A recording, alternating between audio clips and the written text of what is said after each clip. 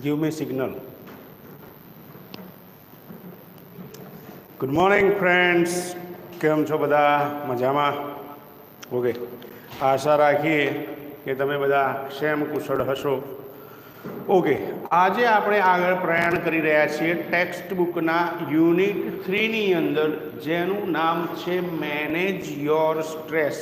Manage એટલે આયોજન કરવું, અને સ્ટ્રેસ એટલે શું થાય? તણાવ. તો આપણે જે તણાવમાં હોઈએ છીએ તેને દૂર કરવાનું આયોજન કેવી રીતે કરવું, અહીંયા આ પાઠની અંદર શીખવાડેલું છે. જેમાં લખેલું છે સ્ટ્રેન્થનિંગ મેન્ટલ ફ્લેક્સિબિલિટી. સ્ટ્રેન્થનિંગ એટલે તાકાતમાં વધારો કરવો, અને મેન્ટલ ફ્લેક્સિબિલિટી એટલે આપણી માનસિક જે ક્ષમતા રહેલી છે, લયબદ્ધતા રહેલી છે, તેને મેન્ટલ ફ્લેક્સિબિલિટી કહી શકાય છે. તો આવી રીતે આપણે મેન્ટલ ક્ષમતાની અંદર કેવી રીતે વધારો કરી શકીએ છીએ તે અહીંયા આપણને શીખવાડ્યું છે, અને તેના દ્વારા માનસિક તણાવમાંથી કેવી રીતે બહાર આવવું તે પણ અહીંયા આપણને શીખવાડવામાં આવેલું છે. ઓકે. સૌ પ્રથમ તો વાત કરીએ કે મેન્ટલ સ્ટ્રેસ કેવી રીતે ઉત્પન્ન થાય છે. તમે જુઓ છો કે ગમે ત્યારે તમે જતા હો ને, પગમાં કંઈક કાંટો કે કંઈક ખીલી કે એવું કંઈક તીક્ષ્ણ વસ્તુ વાગે, તરત જ તમારો પગ શું કરી લેશો? ઊંચો કરી લેશો. કેમ? કારણ કે એ વાગે છે ક્યાં? આપણા પગમાં, એટલે કે શરીરના ભાગમાં. પણ અસર ક્યાં થાય છે? મગજ ઉપર. અને મગજ તમને શું કરે છે? એક સિગ્નલ આપે છે કે ભાઈ પગ ઉપાડી લે, પગમાં કંઈક શું થયું છે? વાગ્યું છે. તો એ રીતે આપણને જો જોરથી વાગ્યું હોય તો આંખમાંથી શું થઈ જશે? પાણી આવી જશે. સખત દુખતું હોય તો શું થાય છે? આંખમાંથી પાણી આવી જાય છે. તો આપણું માનસિક ક્ષમતા એટલે કે ઇમોશન્સ, લાગણીઓ, આપણું શરીર અને આપણું મગજ, આ ત્રણેય વસ્તુ એકબીજા સાથે શું થયેલી છે? સંકળાયેલી છે. સાહેબ ગાલ ઉપર લાફો મારે છે, પણ પાણી ક્યાંથી આવે છે? આંખમાંથી આવે છે. પપ્પા ગુસ્સાથી બોલે છે, મમ્મી ગુસ્સેથી બોલે છે, તેમ છતાં આપણી આંખમાંથી શું થાય છે? પાણી વહેવા લાગે છે આંસુ સ્વરૂપે. કેમ? શબ્દો વાગતા હતા? ના, પણ એ શબ્દો આપણી લાગણીને શું કરે છે? અસર કરે છે. તો આ ત્રણ વસ્તુઓ, આપણું જે મગજ છે તે માઇન્ડ, ઇમોશન્સ એટલે લાગણીઓ, અને અવર બોડી એટલે આપણું શરીર, દે આર ઇન્ટરલિંક્ડ. તે આંતરિક રીતે શું થયેલા છે? જોડાયેલા છે. હવે જ્યારે માનસિક તણાવમાં હોઈએ આપણે, ત્યારે માનસિક તણાવમાં આપણે કોઈ પ્રોપર ડિસિઝન લઈ શકતા નથી, અથવા તો એવો નિર્ણય લઈ જઈએ છીએ કે જેનાથી આપણને કોઈ ફાયદો થતો નથી, વળતાનું નુકસાન થાય છે. ખબર પડે છે? જ્યારે મેન્ટલ સ્ટ્રેસ હોય, માનસિક તણાવ હોય, ત્યારે માણસ અસક્ષમ હોય છે. તમે જોજો, તમારા મિત્ર હશે, એનો પ્રોબ્લેમ હશે તો તમારી પાસે તેના 10 ઉકેલ હશે. બરાબર છે? તમારા મિત્રની પ્રોબ્લેમ સોલ્વ કરવા માટેની તમારી જોડે ક્વેરી સોલ્વ કરવા માટેના હજારો વિચાર હશે, પણ જ્યારે પોતે સમસ્યામાં હોઈશું ત્યારે આપણે કોઈ વિચાર કરી શકીશું નહીં. બીજા 10 લોકોને પૂછીશું કે યાર આ પ્રોબ્લેમ છે, તો હવે મારે શું કરવું જોઈએ. ક્લિયર? તો આ રીતે આપણી મેન્ટલ કેપેસિટી શું થઈ જાય છે? ડિસ્ટર્બ થઈ જાય છે. આપણી માનસિક ક્ષમતા છે તેને નુકસાન પહોંચે છે. માટે આપણે કોઈ પ્રોપર નિર્ણય નથી લેતા, અથવા તો એવો નિર્ણય લઈએ છીએ કે જેનાથી આપણને નુકસાન જાય છે, ફાયદો તો થતો જ નથી. તો આ રીતે આપણી માનસિક ક્ષમતા જે છે તેને આપણે ઘણી બધી જગ્યાએ ઉપયોગમાં લઈએ છીએ. અભ્યાસ ક્ષેત્રે લઈએ છીએ, સામાજિક રીતે લઈએ છીએ. બરાબર છે? વર્કિંગ અવર્સ એટલે કે આપણે જે કલાકો કામ કરીએ છીએ, ઓફિશિયલી કામ કરતા હોય, જેમ કે અમે લોકો છીએ, અમે અહીંયા કામ કરીએ છીએ, પણ જો મેન્ટલી અમે સ્ટ્રેસફુલ હોઈએ તો અમારું મગજ શું થાય? ડિસ્ટર્બ થઈ જાય. અમે જે ટૉપિક ભણાવવાનો છે એને અમે કોન્સન્ટ્રેટ ના કરીએ તો અમે પણ શું કરવા લાગીએ? ઘણી બધી ભૂલો કરવા લાગીએ. અથવા તો ટૉપિકનું નામ કંઈ હોય ને ટૉપિક ચાલતો કંઈ હોય, કારણ કે સાહેબ શું છે, સવારે ચા બા પીધા વગર આવ્યા છે, મેન્ટલી ડિસ્ટર્બ થઈ ગયા છે. તો આવી રીતે આપણે શું કરીએ છીએ? મેન્ટલી સ્ટ્રેસફુલ હોઈએ છીએ ત્યારે કેટલાક નિર્ણયો ખરાબ લઈ લઈએ છીએ, અને માટે તેનાથી આપણા જીવનના જે નિર્ણયો લેવાની ક્ષમતા છે તેના ઉપર ઘણી બધી અસર થતી હોય છે. આપણે કામ શરૂ તો કરી દઈએ છીએ પણ પૂર્ણ કરી શકતા નથી. આપણી પાસે અઢળક વિચારો હોય છે, પ્રોબ્લેમ સોલ્વ કરવાના અઢળક વિચારો હોય છે, પણ એક પણ વિચાર આપણે લાવી શકતા નથી. સામાન્ય રીતે જોઈએ કે વિદ્યાર્થી કાળમાં તમે લોકો છો, હવે વિદ્યાર્થી કાળમાં અત્યારે જોઈએ તો તમે પરીક્ષા આપવા જશો ને તો બોર્ડની પરીક્ષા તમે ફેસ કરી જ છે 10thની, બરાબર છે. હવે એ સમયે જો તમે પરીક્ષા આપવા ગયા અને કોઈ એવો ટૉપિક છે કે જેની પ્રિપરેશન કરી છે પણ ત્યાંનું વાતાવરણ જોયું, સ્કોડવાળા આવી ગયા છે, બહુ જ સ્ટ્રિક્ટ સુપરવાઇઝર છે, આપણી આજુબાજુ કોઈ હોશિયાર વિદ્યાર્થી નથી, આપણા મગજમાં એવો ડર છે કે સાલું ફિઝિક્સનું પેપર ખરાબ પૂછાશે તો, હાર્ડ પૂછાશે તો, મેં વાંચ્યું છે નહીં આવે તો, આવા માનસિક વિચારો થાય છે અને તે નેગેટિવિટી ઉત્પન્ન કરે છે, જેના કારણે આપણે તૈયાર કરેલું પણ યાદ આવી શકતું નથી અને આપણે તેને પેપરમાં લખી શકતા નથી. દાખલો શરૂ તો કરીએ છીએ અને પૂર્ણ કરી શકતા નથી. તો આ એક શું છે? એક્ઝામ નર્વસ છે, પરીક્ષાનો ડર છે. Just minute.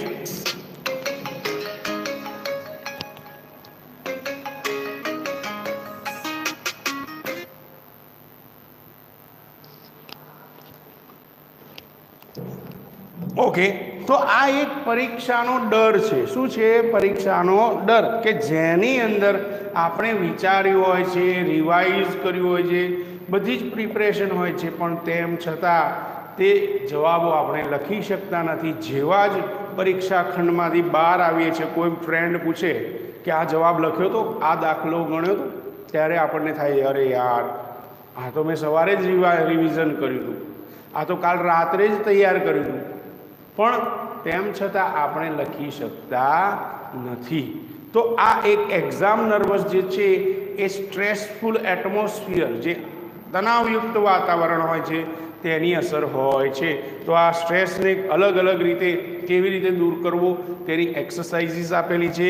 કેટલીક ફ્લેક્સિબિલિટી, મેન્ટલ ફ્લેક્સિબિલિટી કેવી રીતે લાવવી તે આપણે કેવી રીતે ધ્યાનમાં લેવું જોઈએ તે પણ અહીંયા કેટલાક ઉપાય આપેલા છે અને આ પાઠની અંદર તમને ઉપયોગી થાય. તમે ધોરણ 12માં સાયન્સમાં ભણી રહ્યા છો, બરાબર છે, કે કોમર્સમાં ભણતા હોય તો એ વિદ્યાર્થીઓ માટે આ ખૂબ જ મહત્ત્વનું છે. કારણ કે જેમ જેમ પરિપક્વતા આવતી જાય એમ ટેન્શનમાં વધારો થતો જતો હોય છે. કારણ કે આપણા વિચારો પણ વધે છે. નાનું બાળક હોય એને કોઈ ટેન્શન હોય નહીં, પરંતુ જેમ પુખ્ત વયના થતા જઈએ, પરિપક્વતા આવતી જાય તેમ તેમ આપણી અંદર પણ ઘણા બધા શું થાય છે? ટેન્શન ઊભા થતા હોય છે, જેના કારણે આપણે ઘણા બધા નિર્ણયો લેવામાં થોડા અડચણ અનુભવતા હોઈએ છીએ. તો કેવી રીતે અહીંયા આ સોલ્વ કરવામાં આવે છે તે શીખવાડીએ. ખાસ કરીને ધ્યાન રાખજો, કારણ કે ધોરણ 12માં આ પાઠ અથવા તો આ ટૉપિકને લાવવાનું રીઝન એ જ છે કે કેટલાક વિદ્યાર્થીઓ જોઈએ છીએ આપણે કે પરીક્ષા સમયે બીમાર થઈ જાય છે માનસિક તણાવના કારણે. રિઝલ્ટ આવવાનું હોય એ દિવસે કેટલાક લોકો ખરાબ પગલાં લઈ લે છે, સુસાઇડ કમિટ કરે છે, ઘરથી જતા રહે છે, મા બાપને છોડીને જતા રહે છે. કેમ? કારણ કે દે આર સ્ટ્રેસફુલ, તેઓ તણાવથી ભરેલા છે. તો આ રીતે આપણો તણાવ જે છે એને દૂર કરવો જોઈએ. પરીક્ષા સમયે તણાવયુક્ત રહેવાથી કંઈ ફરક પડશે નહીં, કારણ કે તેનાથી આપણને પોઝિટિવ વિચારો નહીં આવે, નેગેટિવ વિચારો જ આવશે. માટે અહીંયા તમારે સ્ટ્રેસને કેવી રીતે દૂર કરવો જોઈએ તેના વિશે સમજૂતી આપેલી છે. જોઈએ છીએ હવે પાઠની શરૂઆતમાં. Mind, emotions and body. Mind એટલે આપણું મગજ, ઇમોશન્સ એટલે આપણી લાગણીઓ, એન્ડ બોડી અને આપણું શરીર are all closely interlinked. Are closely એટલે ખૂબ જ નજીકથી, ઇન્ટરલિંક્ડ એટલે આંતરિક રીતે જોડાયેલા છે. તો આપણું મગજ, ઇમોશન્સ એટલે લાગણીઓ અને આપણું શરીર, મેં જેમ કહ્યું કે પગમાં કાંટો વાગે પણ આંખમાંથી પાણી નીકળે છે, મમ્મી પપ્પા બોલે છે પણ આંખમાંથી પાણી નીકળે છે. તો આ બધી વસ્તુઓ ત્રણે ત્રણ, આપણું શરીર છે, આપણી જે શું કહેવાય કે લાગણીઓ છે અને આપણા જે શું કહેવાય કે મગજ, આ ત્રણેય વસ્તુઓ એકબીજા સાથે આંતરિક રીતે જોડાયેલી છે. એન્ડ ઓલવેઝ વર્ક ટુગેધર, અને હંમેશા એક સાથે કાર્ય કરે છે. એક સાથે કાર્ય કરે છે એટલે જેવો જ કાંટો વાગ્યો આપણું મગજને ખબર પડી કે ભાઈ અહીંયા ઈજા થઈ છે, આપણને એવો ઈશારો કરે છે કે પગ ઊંચો કરી લો, બરાબર છે, તો આવી રીતે આપણે ત્રણેય વસ્તુઓને એકસાથે જોડેલી જોઈ શકીએ છીએ અને તે ત્રણેય એકસાથે કામ કરતી હોય તેવું આપણને લાગે છે. ઇટ હેલ્પ્સ યુ, તે તમને મદદરૂપ થાય છે. શેના માટે? ડિસ્ટિંગાઇઝ ધેમ મોર ક્લિયરલી. આ ત્રણેય વસ્તુઓને ડિસ્ટિંગાઇઝ કરીએ એટલે અલગ પાડીએ, છૂટી પાડીએ. મોર ક્લિયરલી એટલે ખૂબ જ સ્પષ્ટ રીતે. મગજને અલગ તારવીએ, ઇમોશન્સને અલગ તારવીએ અને બોડીને અલગ તારવીએ. તો આ ત્રણેય વસ્તુઓને ખૂબ જ અલગ રીતે તારવા માટે સ્પષ્ટપણે તે તમને મદદરૂપ થાય છે. ઇફ યુ ટ્રાય, જો તમે પ્રયત્ન કરો તો, to understand them separately. Separately એટલે શું થાય? વ્યક્તિગત રીતે. ત્રણેય વસ્તુઓને અલગ અલગ રીતે સમજવાનો પ્રયત્ન કરો. મગજને અલગ રીતે સમજો, ઇમોશન્સને અલગ રીતે સમજો અને શરીરને અલગ રીતે સમજો. તો આ ત્રણેય વસ્તુઓને તમે અલગ અલગ તારવી શકો છો, છૂટી પાડી શકો છો. યોર મેન્ટલ કેપેસિટીઝ, તમારી માનસિક ક્ષમતાઓ, આર યોર એબિલિટીઝ, તે તમારી સક્ષમતા છે. ટુ કોન્સન્ટ્રેટ, કોન્સન્ટ્રેટ કરવું એટલે શું કરવું? એકાગ્ર થવું. તમે ભણવા બેઠા, આજુબાજુ બેન્ડ વાજાનો અવાજ આવે છે, ડીજે સાઉન્ડ વાગી રહ્યો છે, અથવા તો કોઈના ટીવીનું વોલ્યુમ વધારે છે, ઘરમાં કંઈક ઝઘડો થયો છે મમ્મી પપ્પાની જોડે, બોલચાલ થઈ ગઈ, તો ત્યારે તમે કોન્સન્ટ્રેટ કરી શકશો નહીં. Because your mental capacities has been affected. તમારી માનસિક ક્ષમતાને અસર પહોંચી હોય છે. ખબર પડે ને? તમને મમ્મી પપ્પા કંઈક બોલ્યા, મિત્રો સાથે જવાનું ના પાડી દીધી, કોઈક બહાને બોલી ગયા, તો ત્યારે પણ તમારી માનસિક ક્ષમતાને શું પહોંચે છે? અસર પહોંચે છે. જેના કારણે તમે લોકો શું નથી કરી શકતા? કોન્સન્ટ્રેટ કરી શકતા નથી. To take in new information. Tech in એટલે અંદર લેવી, અને ન્યૂ ઇન્ફોર્મેશન એટલે શું થાય? નવી માહિતી. તમે તમારી અંદર નવી માહિતી પણ લઈ શકતા નથી. સાહેબ ભણાવી રહ્યા છે કોઈ ટોપિક સરસ મજાનો, પણ આપણું ધ્યાન નથી, આપણી એકાગ્રતા છે નહીં, તો ત્યારે તમને જે પણ ભણાવ્યું છે, બિચારા અડધો પોણો કલાક સાહેબ મજૂરી કરશે, બોર્ડ ઉપર સમજાવશે, ટોપિક સમજાવશે, પણ તેમ છતાં તમે તે માહિતીને પ્રાપ્ત કરી શકતા નથી. And to be in a position, અથવા તો to remember old and new information. ના તો તમે જૂની કે નવી માહિતી પ્રાપ્ત કરી શકો છો. And to be in a position to think logically. Logically એટલે કેવી રીતે? તાર્કિક રીતે. જો આવું બન્યું હશે તો, જો અને તો વાળા વિચારો આવે તો એ તાર્કિક વિચારો કહેવાય. ખબર પડી? તો અહીંયા આવી રીતે તાર્કિક રીતે તમે વિચાર પણ કરી શકતા નથી. પોલીસવાળા હોય છે કે જાસૂસો હોય, બરાબર, ડિટેક્ટિવ, તો એ લોકો શું કરે છે? તાર્કિક રીતે વિચાર કરે છે. ભાઈ આટલા વાગે અહીંયા લૂંટ થઈ હતી, આટલા વાગે મર્ડર થયું હતું, ચોરી થઈ હતી, તો આટલા સમયે કોણ હાજર હોય છે? એમ તર્ક કરે છે. આજુબાજુ રહેતા લોકોને, આજુબાજુ ઊભા રહેલા લોકોને પૂછે છે કે ભાઈ તમે નિયમિત રીતે અહીંયા હોવ છો? આટલા વાગે તમે અહીંયા હોવ છો?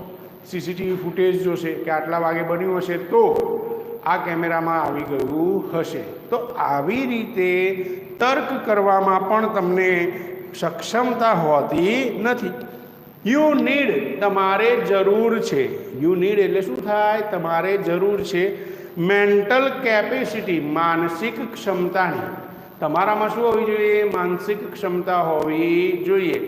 ભલે તમે અભ્યાસ ક્ષેત્રમાં હો, કોઈ જોબ કરતા હો કે સામાજિક ક્ષેત્રમાં હો, તમારી અંદર શું હોવી જોઈએ? મેનેજમેન્ટ કરવાની એક ક્ષમતા હોવી જોઈએ, જે મેન્ટલ ક્ષમતા છે. In order to study, in order to એટલે ને ધ્યાનમાં રાખીને. શેને ધ્યાનમાં રાખીને? સ્ટડી. સ્ટડી એટલે શું થાય? અભ્યાસ. અભ્યાસને ધ્યાનમાં રાખીને ટુ વર્ક, કોઈ કામ કરવાનું. કેટલાક વર્કર એવા હોય છે, જોજો તમે, કે કામ કરતા હોય પણ બેધ્યાન રીતે કરતા હોય, તો મશીનમાં હાથ આવી ગયો, કંઈ કામ ઊંધું થઈ ગયું, તો આવી રીતે તેની મેન્ટલ કોન્સન્ટ્રેશન, જે માનસિક એકાગ્રતા છે તે રહેતી નથી. માટે તેને કામમાં તકલીફ પડે છે.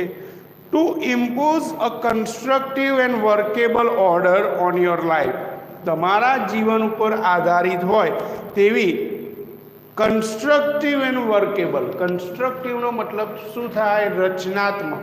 અને વર્કેબલ એટલે કાર્યશીલ હોય તેવી કેટલીક પ્રક્રિયાઓ છે તેને તમારા જીવનમાં તમારે શું કરવાની હોય છે?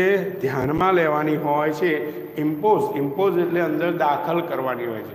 આપણી અંદર ક્ષમતા હોવી જોઈએ કે આપણે રચનાત્મક બાબતોને અંદરથી ઉત્પન્ન કરી શકીએ.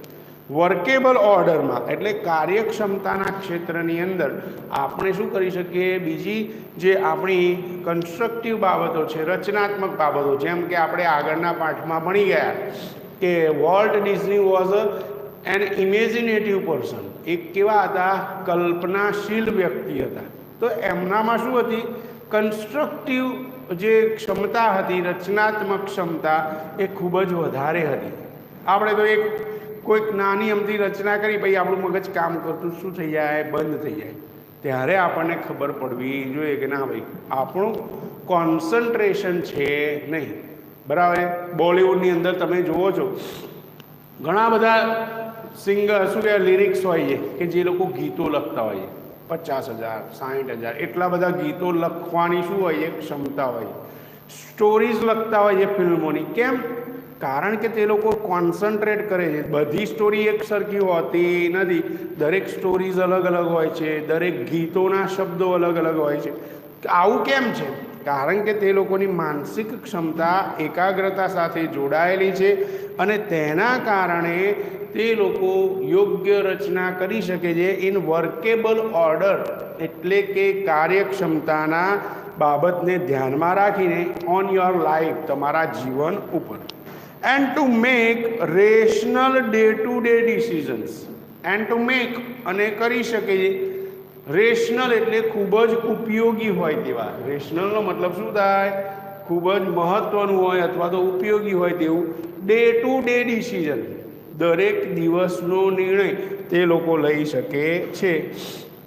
ફોર એક્ઝામ્પલ, ઉદાહરણ તરીકે જોઈએ કે ભાઈ દરરોજનું એ શું કરી શકે છે? નિર્ણય કેવી રીતે લઈ શકે છે? તો અહીંયા આપણે કહી શકીએ, if you had a choice of walking to work, જો તમારી પાસે નોકરીએ જવા માટેની એક પસંદગી હોય કે તમે વોકિંગ એટલે ચાલીને જાઓ, ઓર ટેકિંગ ધ કાર અથવા તો ભાડાની કે પોતાની ટેક્સી લઈને તમે ઓફિસે જાઓ. ધ ફેક્ટ ધેટ, હકીકત તે છે કે, ફેક્ટ એટલે શું થાય? હકીકત. ધ ફેક્ટ ઇઝ ધેટ, ત્યાં હકીકત એ છે કે ઇટ વોઝ રેઇનિંગ હાર્ડ, ત્યાં ભયંકર વરસાદ પડી રહ્યો હતો. તમારી પાસે બે ઓપ્શન છે, કાં તો ચાલીને જાઓ ઓફિસે અથવા તો ગાડી લઈને જાઓ. બે ઓપ્શન્સ હતા. હકીકત એવી છે કે ત્યાં જોરદાર ભારે વરસાદ પડી રહ્યો છે. And you had a cold, તમને મારી જેમ શરદી પણ થઈ ગઈ છે. બરાબર છે? તમને શરદી થઈ ગઈ છે. And it could lead you, તે તમને આગળ દોરી જશે ટુ ધ ડિસિઝન, તે નિર્ણય તરફ, ધેટ ઇટ વોઝ બેટર, કે તે સૌથી સારું રહેશે ટુ ટેક ધ કાર, કે આપણે ગાડી લઈને જઈએ. તો ત્યારે તમે નિર્ણય લેશો, બરાબર છે, કે તમારે ગાડી લઈને જવું જોઈએ. વરસાદ પડે છે, જો ભીંજાઈ જઈશું તો ફરીથી પાછી શરદી વધી જશે, બીમાર થઈ જઈશું. તો આ બાબતોને ધ્યાનમાં લઈને આપણે નિર્ણય લઈએ છીએ કે સારું ચાલતા જવું નથી, વરસાદ પડી રહ્યો છે તો મારે ગાડી લઈને ઓફિસે જવું જોઈએ. ફોર એક્ઝામ્પલ, બીજું એક ઉદાહરણ આપું તમને. તમે એક્ઝામ આપવા જઈ રહ્યા છો, બોર્ડની પરીક્ષા. બરાબર છે? બોર્ડની પરીક્ષા આપવા જઈ રહ્યા છો, તમે વ્હીકલ ઉપર છો કે ઓટો રિક્ષામાં છો. તે વ્હીકલને પંક્ચર પડી જાય છે તો શું તમે પંક્ચર કરાવવા અડધો પોણો કલાક ઊભા રહેશો કે તમે શું કરશો? જતા રહેશો.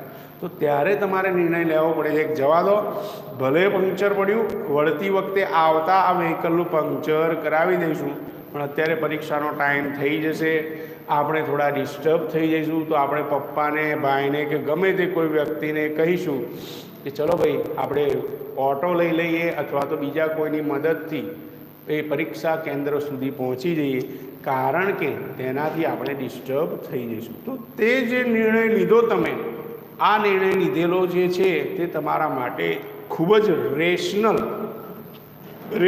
એટલે કેવો મહત્વનો સાબિત થાય છે કે ના, સારું કર્યું કે આ નિર્ણય લઈ લીધો, નહીં તો પરીક્ષામાં મોડા પહોંચ્યા હોત, ડિસ્ટર્બ થઈ ગયા હોત તો કંઈ લખી શક્યા હોત નહીં.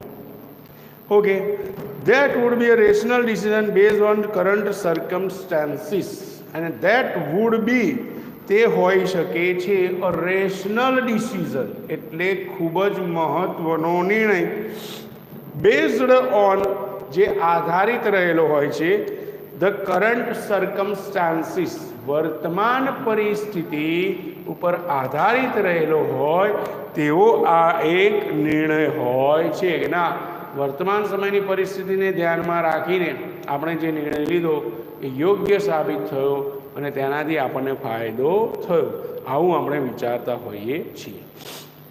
The mind is the rational logical part of you. તમારા શરીરમાં રહેલો ખૂબ જ જો મહત્વનો ભાગ હોય અને લોજિકલ પાર્ટ એટલે તાર્કિક ભાગ હોય તો તે શું છે? તમારું મગજ. કેમ? કારણ કે જેનું મગજ સ્થિર હશે, જેનું મગજ કેવું હશે? સ્થિર, તે પ્રોપરલી વિચારી શકશે. તમે જુઓ તો રસ્તા ઉપર કેટલાક મેન્ટલ શું કહેવાય અસક્ષમ લોકો હોય છે, જે લોકો મેન્ટલ કેપેસિટી ધરાવતા હોતા નથી, તો તેવા લોકોને કંઈ જ ઠેકાણું હોતું નથી કપડાનું ઠેકાણું હોતું નથી, શું કહેવાય તે તાપ પડતો, તડકો હોય, વરસાદ પડતો હોય કે ઠંડી હોય, તે લોકોને કંઈ અસર હોતી નથી. ના તો તે ટાઈમે નહીં લે છે, ના તો ટાઈમે ખાઈ લે છે, ના તો સ્વચ્છ રહે છે, ગમે ત્યાં પડેલો એઠવાડ હોય તેમાંથી લઈને શું કરતા હોય છે? ખાતા હોય છે. આપણે જોઈએ છીએ એમના કપડાં ફાટેલા તૂટેલા હોય તો એ પહેરીને જ ફરતા હોય છે.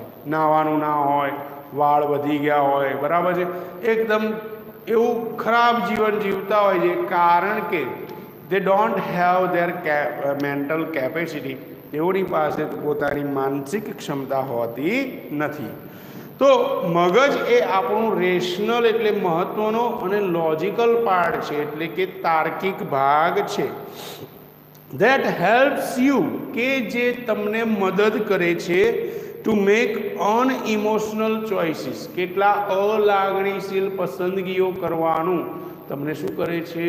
મદદ કરે છે. ટુ સ્ટોર, કોઈક બાબતને સંગ્રહ કરવી. સ્ટોર કરવું એટલે શું કરવું? સંગ્રહ કરવો.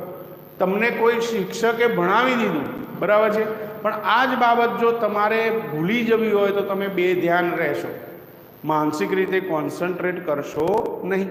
પણ જો તમે કોન્સન્ટ્રેટ કરશો, સાહેબે જે સૂત્ર ચલાવ્યું, સાહેબે જે ટોપિક ચલાવ્યો, આ બધી વસ્તુઓ ઉપર કોન્સન્ટ્રેટ કરશો તો તમે આ ટોપિકને યાદ રાખી શકશો, મગજમાં સંગ્રહિત કરી શકશો.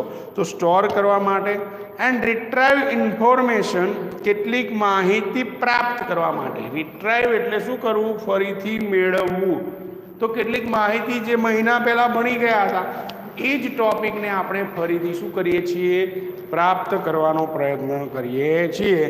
And two order and calculate, કોઈને તરત જ આપણે હુકમ કરી શકીએ કે જા ભાઈ પેલું કામ કરી દે, મેં તને કહ્યું હતું ને 2 દિવસ પહેલાં.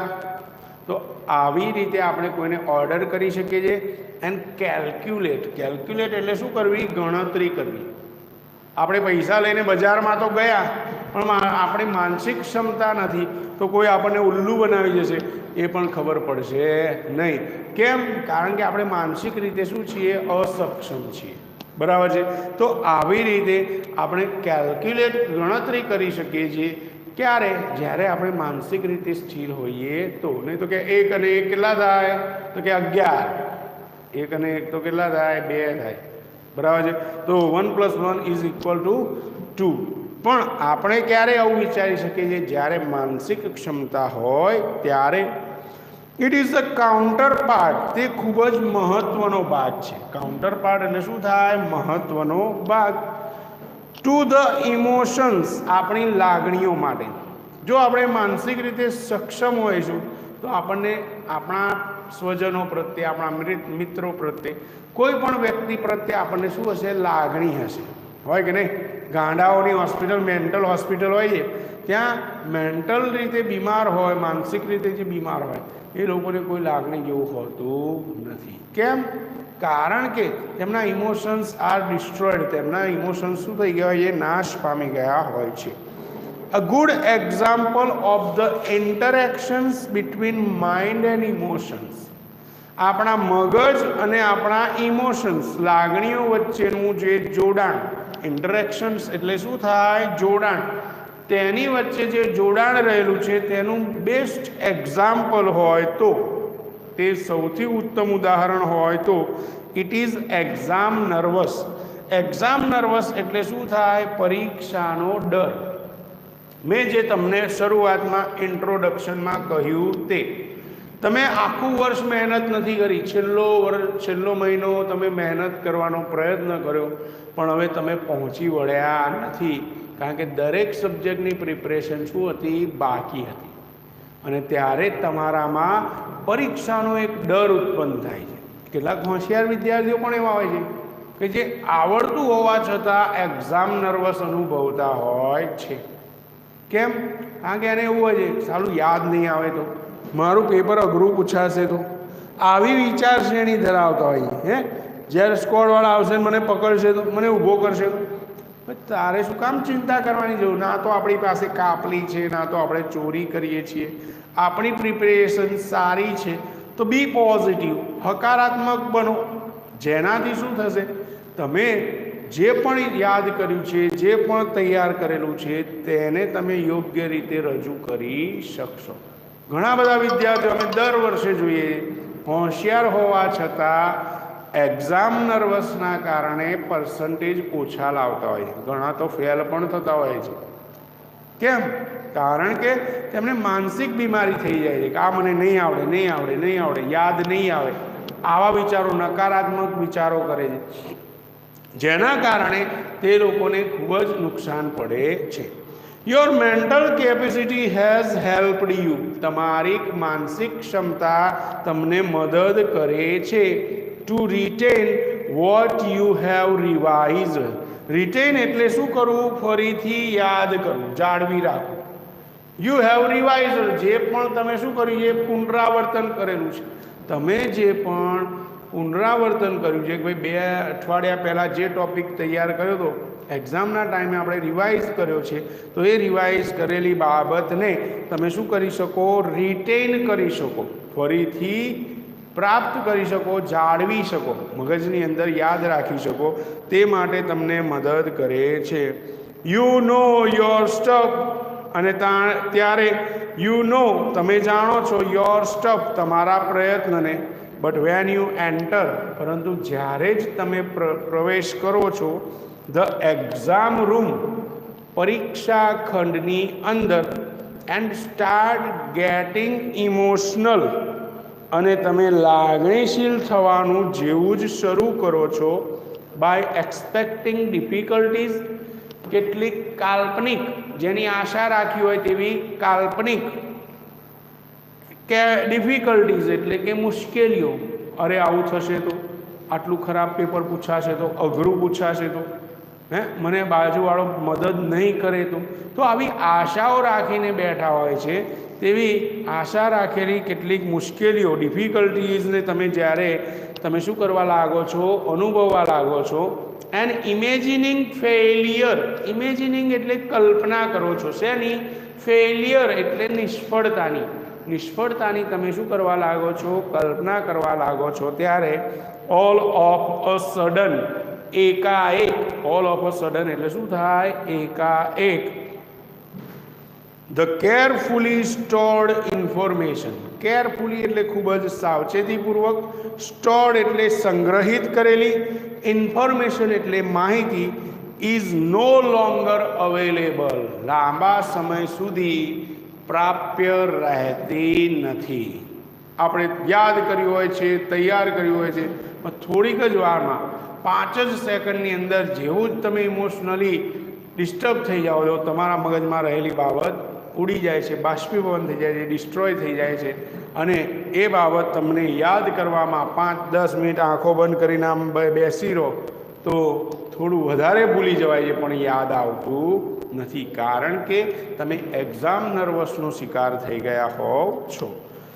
યોર ઇમોશન્સ, તમારી લાગણીઓએ હેવ બાર્ડ ધ વે, તે માર્ગને બંધ કરી દીધો હોય છે.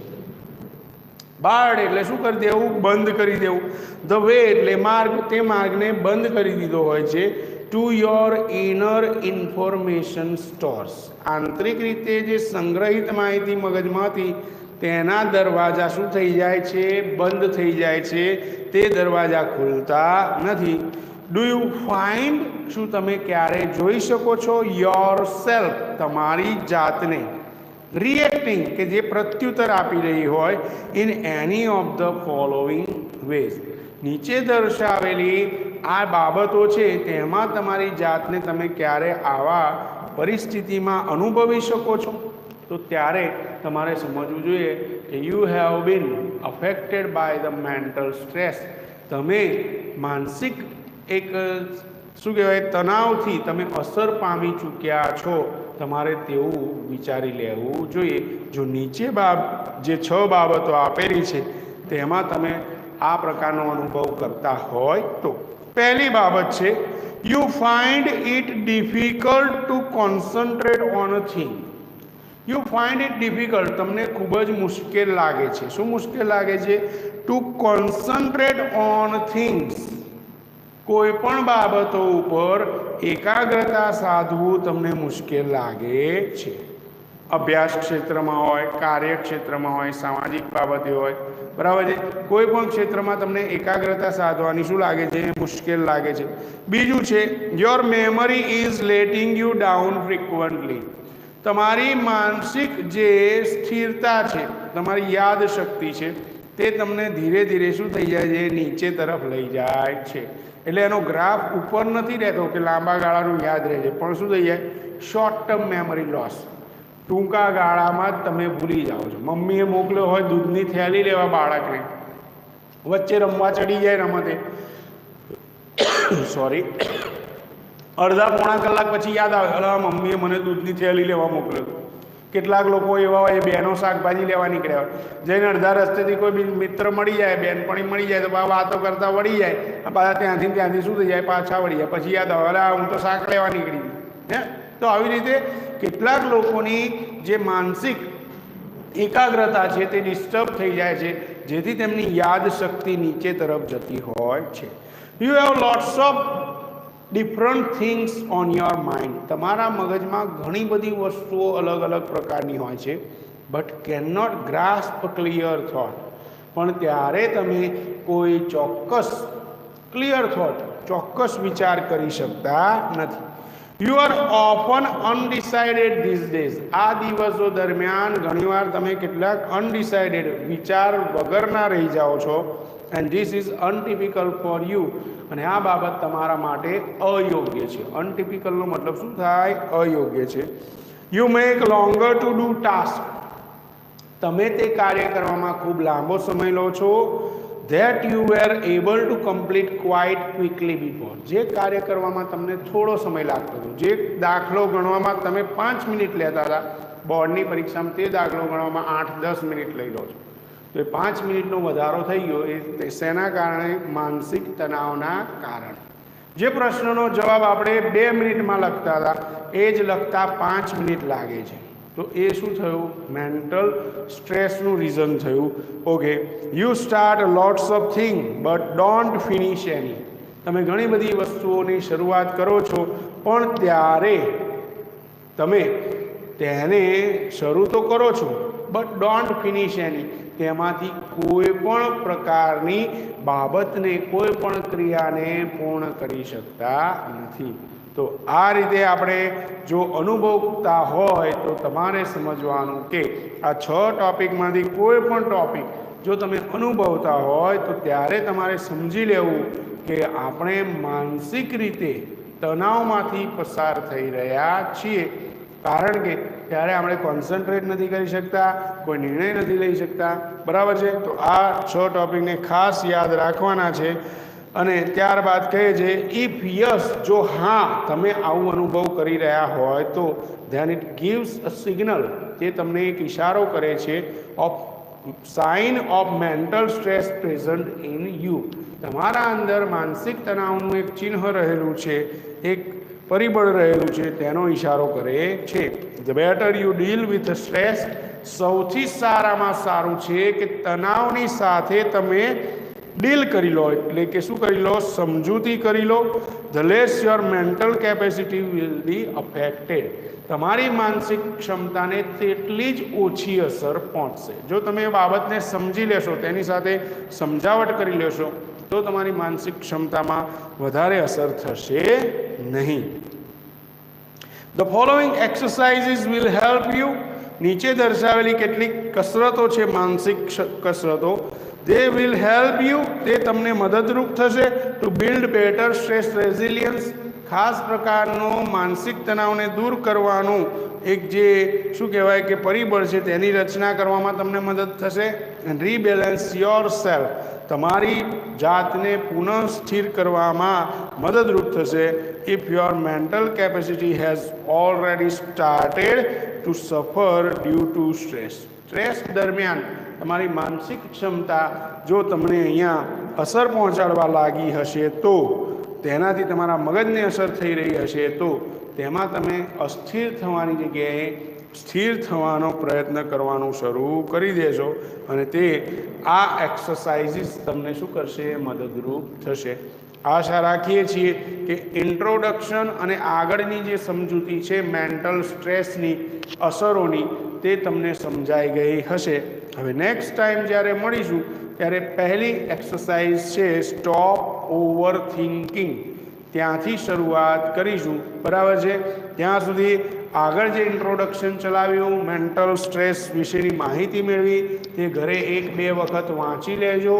આ જે સ્પેલિંગ્સ લખ્યા છે બોર્ડની અંદર, તે તમે ચોક્કસથી એક વખત તમારી નોટબુકમાં ભાષાંતર સાથે લખી દેશો. તો આમાંથી 3 શોર્ટ નોટ્સ પૂછાય છે, 3માંથી 2 તો ફાઇનલ જ હોય છે. બરાબર છે? તો 2માંથી 1 શ્યોર પૂછાય છે, તો માટે તમારે શું કરવાનું છે, તેની તૈયારી કરવાની છે. નેક્સ્ટ ટાઈમ મળીએ છીએ. Till then take care, by.